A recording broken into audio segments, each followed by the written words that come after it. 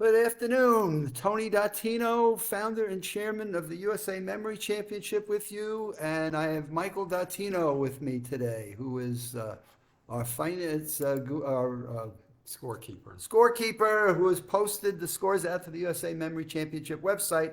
So everybody has the opportunity of seeing how well they've done and what's going on. So we've been spending the afternoon talking about our strategies going forward and looking at some of the material we've got in our training on memory courses, and then we're looking at how our finalists are and the work that we'll be doing to get ready for October 1st. And Michael has just got this posted out onto the website, but I want him to at least talk a little bit about some of the top scores that we had and who those people were and how well they did. So, Michael, do you want to take over with just a few of the top, maybe the top five? Okay, well, I can tell you the number one person from the qualifying round was James Cumming, and James, in fact, had the high score in 4 of the 5 events.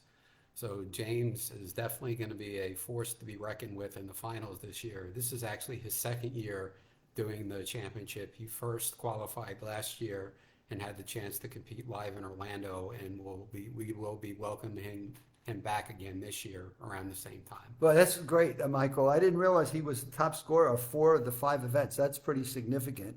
And what's great about that is, as Michael said, he's new to this. So this is only going to be his second year in competing, and here he is qualifying to be on stage at Full Sail University. He was on stage last year when we did this at the Rosen Town Center here in Orlando. Michael, who came in second? Second was Erez Marduki.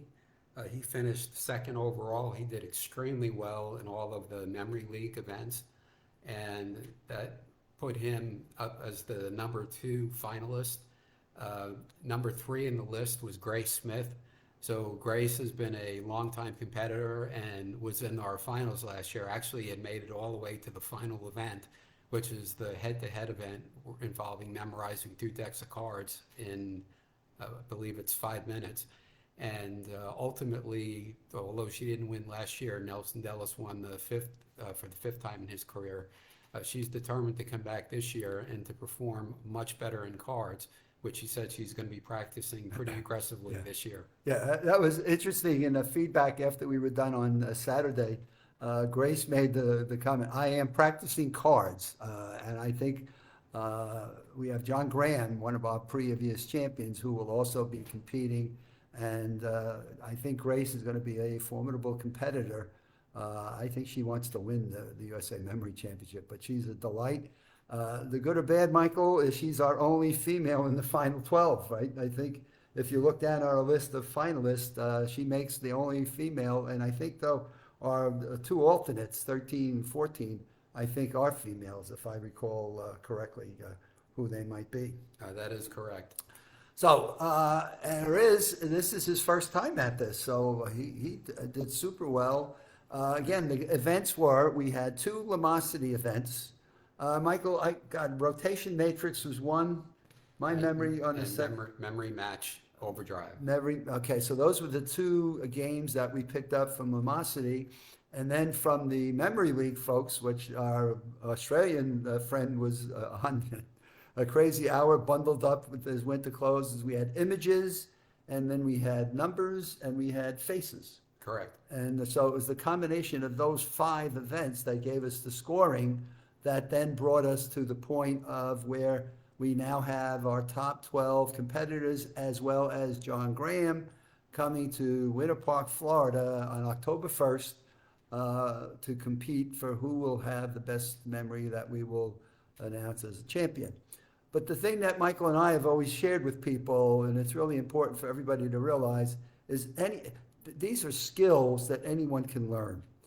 And therefore, it's not always about, though we do declare a champion and we give them a trophy with a seahorse, which represents the hippocampus of the brain, which is similar to where the memories are run from.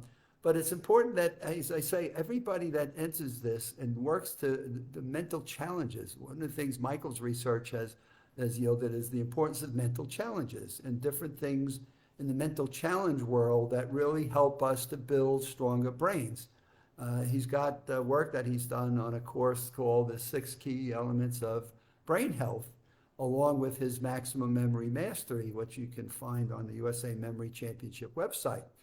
But it's through that research that he's come to the point of where the memory event itself, for anyone who competes in it and has learned the techniques and has applied those skills to their lives, it makes a big difference in what I call the game of life in a holistic way.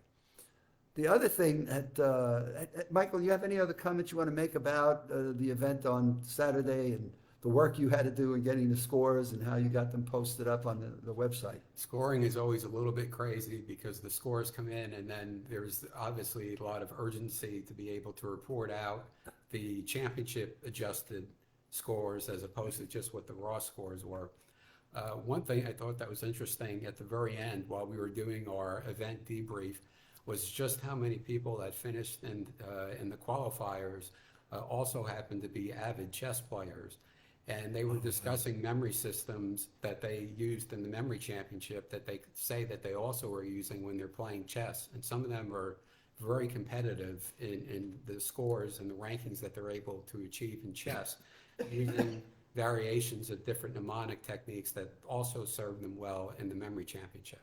Michael, that's a really significant point because then a number of them were having a banter about their chess, Yeah. all right, and what the techniques were. And what was great, and it is always wonderful about the memory events, is we asked some of the top folks to please share what techniques you used. And that's how the topic of chess came into play, because several of them went, well, this is something I use in chess, or this is something I've used to help improve my game of chess. So, Michael, I think that's a really significant point you brought up. I would never have made that connection, but several of the mental athletes that are in the finals now Yes. are big-time chess players. So they were going to get together offline. God knows they'll do virtual chess playing. I don't know if they can do that or not, but they were very, very avid. And now they're looking to expand that skill and that knowledge by entering the USA Memory Championship and see how well they can do in that. Well, one other thing I want to comment on beyond the championship and what's coming out of this, which has been my passion and my goal in life, is to say, people, there are skills that we can teach you. There are skills you can learn for yourself, for your own education, for your own learning abilities that will take you to places that you may never have thought you could get to.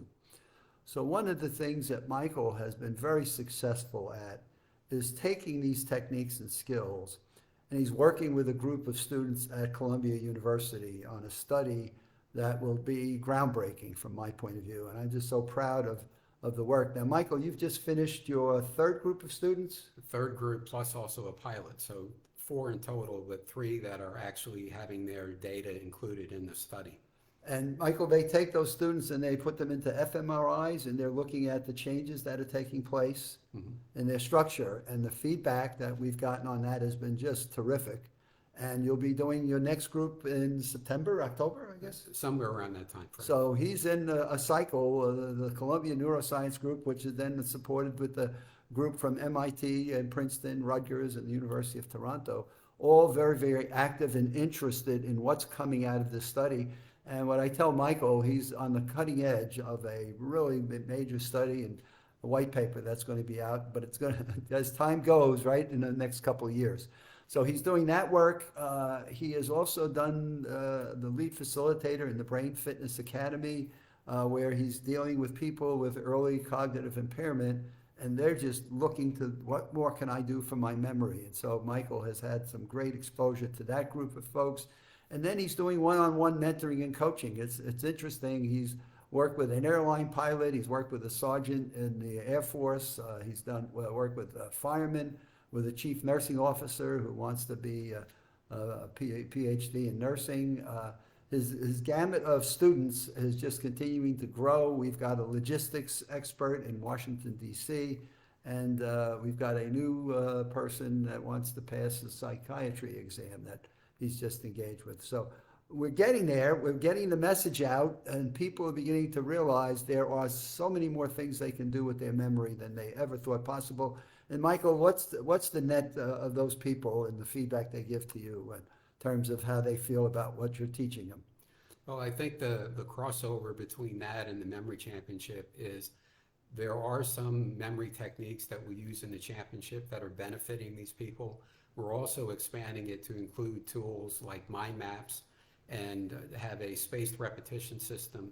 And all of those things together are giving people new ways of absorbing information from textbooks or study guides or PowerPoint presentations, organizing them, and then helping them develop active study habits that they use to greatly increase their comprehension and their recall of the information. So the idea is we're trying to, in effect, teach people new ways of pulling the information out of the textbook or the source document and organize it in a way that greatly increases their recall and comprehension. They call it long-term memory. So we're on the right track. Great to have Michael with me here today on my Live with Tony. I hope you all enjoyed it, and we'll see you back here on Friday. Have a good rest of your week.